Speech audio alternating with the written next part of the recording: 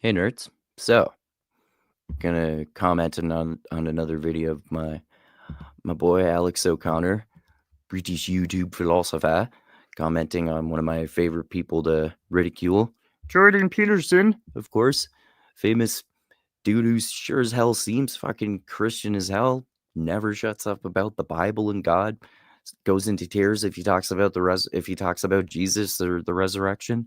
You know, the the the resurrection and the crucifixion is a metaphor. It's just a metaphor that's always happening. Anyway, he's criticizing again the idea that I commented on him criticizing Jordan Peterson for the other day, but from a different perspective. So he was talking about Jordan's idea that you act like a Christian, right? And he was talking about, well, what do you like? What does that even mean if you act like a Christian? Like, it depends on what you mean by Christian. And according to his definition, he has like a black and white definition of it. But anyway, in this video, Alex is basically talking about, well, an idea of religious people in general, but focusing on Jordan Peterson, that if you actually literally believe that, and this is like a simple argument, so I think he's partially making this tongue in cheek, but I think he's mostly basically saying that, or at least presenting the argument that if you believe in God and you believe in heaven and you believe that heaven is a better place that you go to when you die, then why are you sad about your loved ones? It's more sad about your loved ones dying, or why are you sad about them at all if they're them dying at all if you go to better places because of our selfish attachment to them? Or he gives a really good example of this too, which he gets into. If religious people believe that their dead loved ones go to a place called heaven, and indeed that this place called heaven is a much better and more comfortable place than down here on earth, then why do they get so upset when their loved ones die? People like to say, of course we believe they're going to heaven, but we're really sad about the fact that we're going to be separated from them until we get to heaven too. Think of it this way. Say your best friend decides that they're going to go on a scientific... That also reminds me of... I forget what that movie was called. It might be called Afterlife. It's one of those few movies in which Jason Segel plays a serious role, and basically someone develops the technology to discover and confirm scientifically the existence of the actual afterlife. And then once this happens, there are mass suicides all over the world because people want to go to the afterlife. I guess people don't have the Catholic belief that if you commit suicide, you go to hell, which, like, all of those ideas are kind of dumb anyway. But yeah, he goes into a good example here. Expedition. They're getting on a rocket to heaven too. Think of it this way. Say your best friend decides that they're going to go on a scientific expedition. They're getting on a rocket and they're flying off to Mars. And because of some kind of communication problem, you'll never be able to contact them ever again. Compare this to the feeling you would have if upon getting in that spaceship, it explodes and you know that your friend has been instantly killed. Are you more upset by this? Then the thing that you're sad about can't just be that you're going to miss them until you meet them in heaven. Notice how Jordan Peterson answers questions about religion. Yeah, it makes sense, right?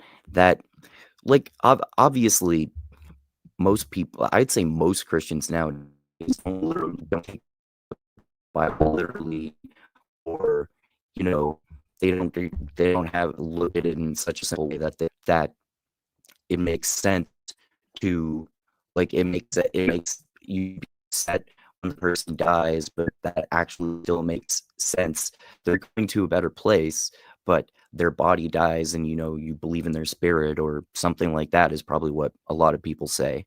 And so you can believe in it that way. But if you're talking about literal beliefs, then yeah, that is a really good example he just listed, right? If you believe in afterlife and that it's a better place, and then you had two parallel examples: your best friend was going off in a rocket somewhere in space to never return, and then in another example, like he said, it went and then it started exploded right away, like, Challenger, real world example, obviously, right? And you obviously would be more upset if that person died right there in front of you before they got out there than you would if you know that they were going to be gone forever, even though if you had no way of communicating with them ever again, you actually wouldn't even know whether they were alive or dead. And functionally, they would be dead to you because you'd never be able to communicate with them again. So, functionally, there's no difference because you can't communicate with a dead person or a person that you'll never see or be able to communicate with again.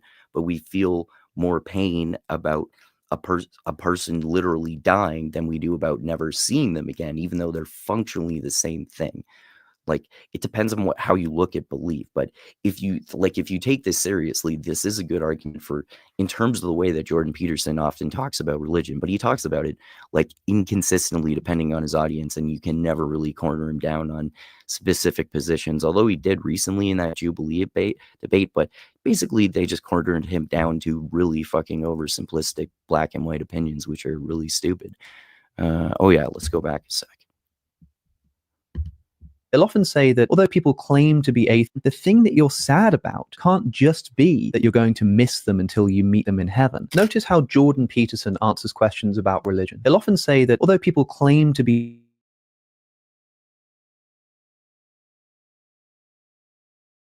are actually a bit more religious than they think. I think this kind of it just reminds me of the dumbest part. I don't think it's actually directly one of his rules, but this dumbest part in 12 Rules for Life when he's saying, no one is an atheist because everyone has a high moral value. Therefore, no one is an atheist because everyone believes in God because everyone's highest moral value is God. No, that's your fucking definition of God, dude. That's just really dumb logic. Who, like, just be religious or be an atheist or follow whatever religion or lack thereof. Like, he's becoming a fucking fundamentalist Christian, dude. It's stupid. Kind of example can show that maybe religious people are a bit less religious than they think. If religious people, yeah, I mean, if you want to use the same stupid logic that Jordan Peterson uses, it is literally correct to say that if atheists aren't as atheists as they think because everyone has a highest moral value, then literally by that same logic, Christians like Jordan Peterson, who are like Christian fundamentalists and sometimes metaphorical Christians, sometimes biblical literalists, like, he basically admitted to Alex O'Connor at one point that he literally thinks that Jesus's resurrection literally occurred. But yeah, like he was saying, if you apply his exact same logic and say that atheists are more religious than they think they are, or in this recent debate that atheists don't know what they're rejecting when they reject God, that sort of thing, then again, by that same logic, that also means that Jordan Peterson does not act like a Christian because he feels pain and loss when his loved ones die, and he doesn't want them to die, even though he probably thinks they're going to a better place if he believes in heaven. I'm not sure whether he actually believes in that or not, but by his own logic, he should believe that. And then that means that according to his own logic, if he wants to follow his own logic for declaring that no one is an atheist, then that means that he is not a Christian. So this is where this is why Jordan Peterson is dumb. The more he spells out his opinions, the more it seems to be this completely, I think this is his fully spelled out nonsensical case on religion. I think he believes that no one is an atheist and everyone believes in God. And everyone believes in God, and he is not a Christian, but everyone is a Christian. And he doesn't believe in God, but no one believes in God. Like, literally a paradoxical or contradictory belief on religion that changes depending on who he's talking to, because he's a pseudo-intellectual crackpot. He's not a serious intellectual. Anyway, yeah. Jordan Peterson, according to his own logic, is literally not a Christian.